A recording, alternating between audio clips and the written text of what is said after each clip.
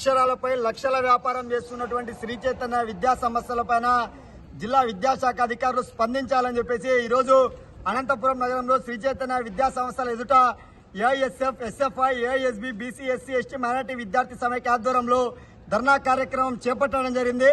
ప్రధానంగా ఈ జిల్లాలో దేశంలోనే అత్యంత కరువు జిల్లా అయినటువంటి రెండో జిల్లా అనంతపురం జిల్లాలో విద్యార్థుల తల్లిదండ్రుల నుంచి శ్రీ చైతన్య విద్యా సంస్థల యాజమాన్యులు ఇవాళ ఫీజుల రూపంలో విద్యార్థుల తల్లిదండ్రులకు మాయమాటలు చెప్పి అనేక రూపాలలో ఇవాళ వివిధ మార్కెట్లలో ఏవైతే రకరకాల పేర్లు ఉంటాయో అలాంటి రకరకాల పేర్లు విద్యా సంస్థలలో విద్యార్థులకు చేర్పించి ఇవాళ టెక్నో అంటూ, ఐకాన్ అంటూ, ఐపీఎల్ అంటూ, సిబ్యాచ్ అంటూ, ఎంపీఎల్ అంటూ రకరకాల కోర్సుల పేర్లతో ఇవాళ 50,000 రూపాయల నుంచి 1,50,000 రూపాయల వరకు విద్యార్థుల తల్లిదండ్రుల నుంచి జలగల్లగా ఫీజులు వసూలు చేస్తా ఉన్నారు.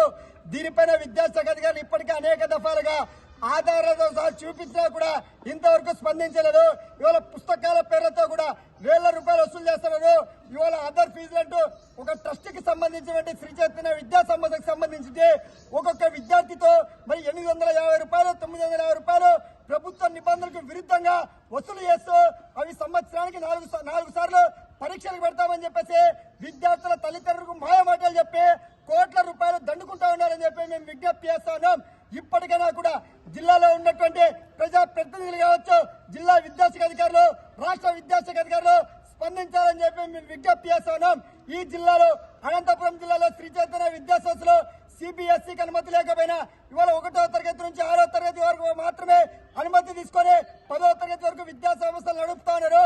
ఇవన్నీ కూడా విద్యాశాఖ అధికారికి తెలియజేసిన శ్రీ చైతన్య విద్యా సంస్థల మాయలో పడే విద్యాశాఖ అధికారులు నిద్రపోతా ఉన్నారు. ఇప్పటికైనా కూడా వారి నిద్ర మేల్కోవాలని చెప్పి మేము ప్రశ్నిస్తున్నాం.